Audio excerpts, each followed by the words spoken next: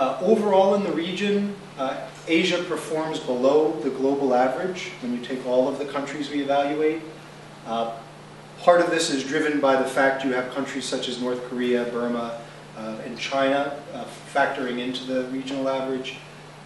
You saw some improvements regionally in political rights. This largely came from some of these elections that had good competition and contestation. But we also saw declines on the civil liberties side in the area of freedom of expression, associational rights, and in some key governance areas.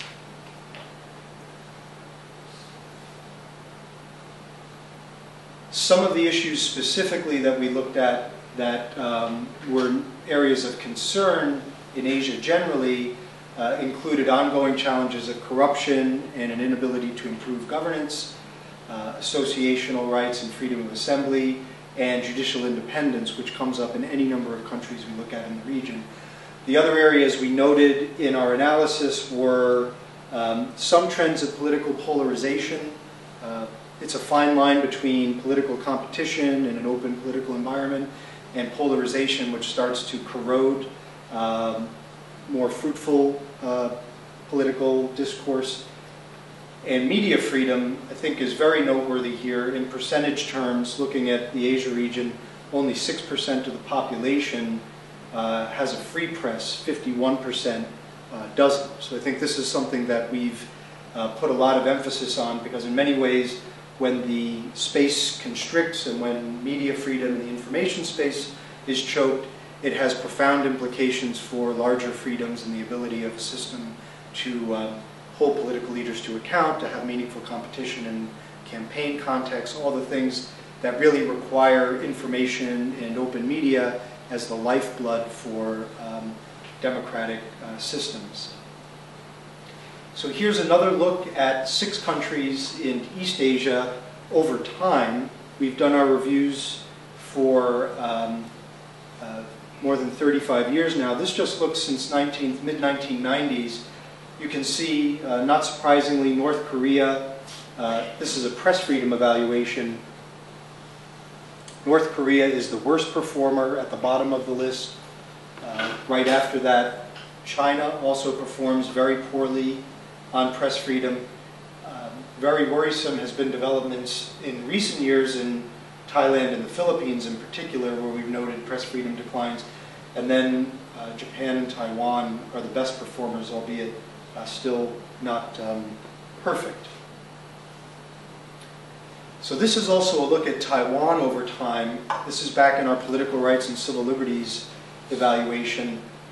Over the last 35 years, you can see Taiwan was way down in our evaluation back during the authoritarian period.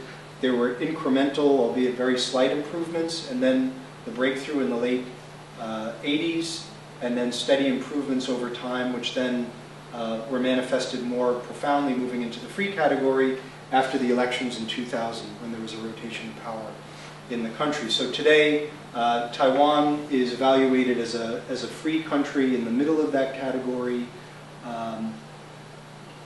Better than many countries, but of course, still room for improvement.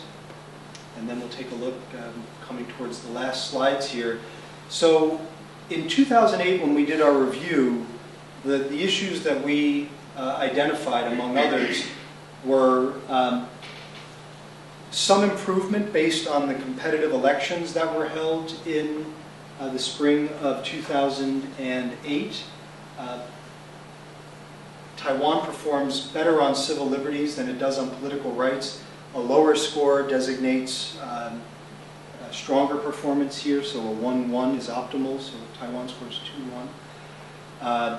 Presidential elections were noted for being good that year, but we also noted with concern and demerited Taiwan for some of the issues connected to freedom of assembly, including the fall, early winter visit in 2008 of China's emissary Chen Yunlin, which generated all of the turmoil at that time. And what we said in Taipei when we released our findings was 2009 would be a critical year. in Taiwan for a variety of reasons. One was there were a whole host of issues closing out 2008 which needed to be addressed and resolved through the democratic institutions in the country. So we do our evaluations at the end of each year. The research is done essentially through the course of the year and finished at the end of December. So a lot of the issues that we identified as real challenges for Taiwan's system, this was the year for them to be addressed in a meaningful way. And we will look at them very carefully and make the evaluation and release our findings this January for this calendar year in Taiwan, as we do with all of the countries we evaluate. So I think we're coming to just about the final slide. Taiwan, in summary, it's among the freest environments in Asia. It's got a very vigorous press, looking at press freedom. It's also highly polarized, which is something that we're keeping our eye on. It underwent some deterioration in our last review, due both to the polarization, to what we identified as political pressure on publicly owned outlets, and also the assaults on journalists during Chen Yunlin's visit.